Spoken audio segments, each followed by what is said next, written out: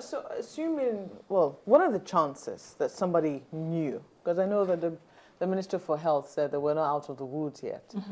We should still be on our guard. Vigilance, in his words, is what we need right now. What are the chances, considering the measures that have been put in place, especially at the ports, that we will get a fresh case of Ebola, within our country with all the measures that we've taken?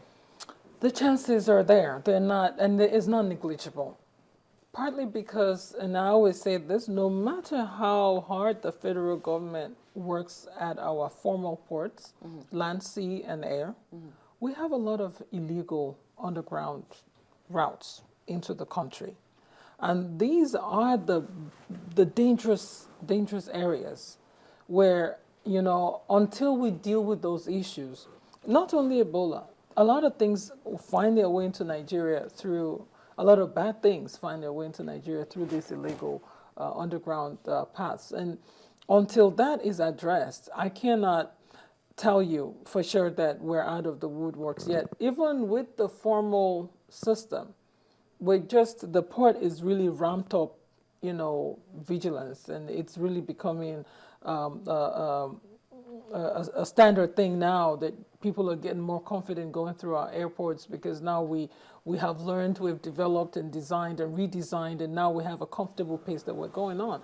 But even with the Port case, we still have to wait a 21 day and another 21 day. And until we have sequential 21 days that we don't have, we're into our second 21 days with no outbreak in Lagos. And so Port Harcourt has to get there too. 42 days in all. Yeah, or even a third one, because for every suspect you pick, you start to count another 21 days. So we have the deceased doctor's wife on admission in our treatment center. Her contacts and the doctor's contacts, combined, all the contacts in Port Harcourt are about 180. And we're still, because we had a 2-week lag period before the truth came out, because the doctor himself was not forthcoming with what had transpired. So we didn't have the opportunity to close in like we did with the Lagos case. There were like a week or two where nothing was done, and people had moved around. And that's why the Honorable Minister says we're not out yet, because those people need to be watched for sequential cycles till we can say that we're okay.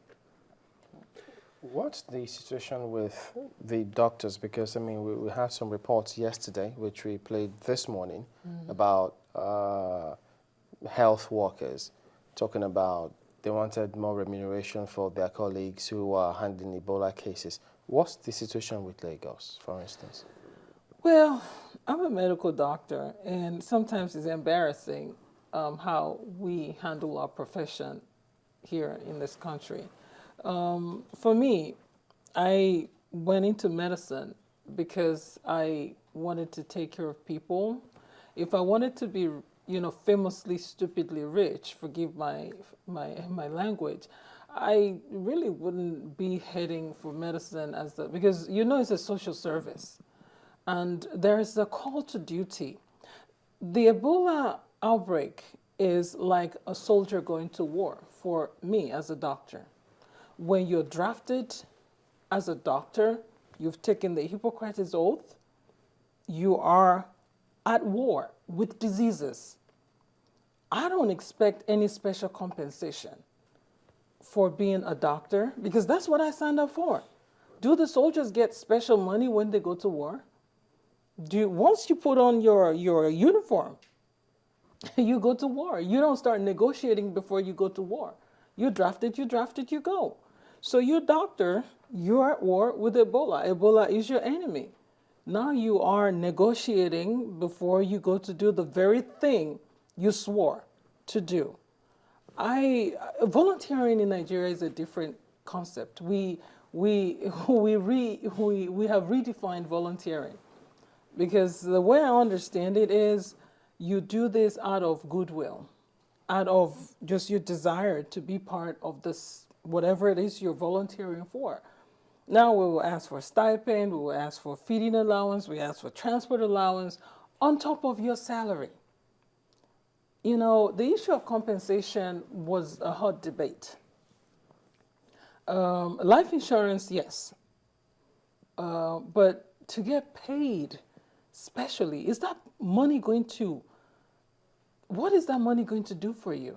So you're saying that the salary comes, The salary but they're comes, asking for they're asking for additional. extra for going in. We have people from CDC, Center for Disease Control and Prevention. We have World Health Organization. We have Medicine Sans Frontiers. They are foreigners. They're here. They are working as healthcare providers, as logisticians. They're doing all kinds of things. And they're not demanding for any extra pay because they know what they signed up for, where they're coming from. These people are not related to us in any way, shape, or form. They just want to help humanity. They want to help fight diseases. They leave their families in their different countries and go to foreign countries to support the people of that country. They helped us start up. I don't know what we would have done without them. Do we have volunteers now? We in have Lagos? volunteers in Lagos. We actually we've stopped taking volunteers because we have such a long list. We have people coming in to sign up every day. And, you know, you're wondering, is it because they truly want to volunteer or is it the remuneration that goes with the volunteering? So you did have extra remuneration? Yes, we had to. For We had to volunteers. because that was what the minute called for. Otherwise, I don't think we probably would have gotten a lot of commitment like we did. And that was for all health workers across Everybody Australia. that goes into the treatment center gets compensated. All right, Dr. Yewande Adeshina is Special Advisor on Public Health to Lagos State Governor. Always a pleasure to have you. Thank you for Thank you coming very today. much for having me. All right, and we'll be back in just a moment here. I think we could take a look at your comments too when we return. So join us again.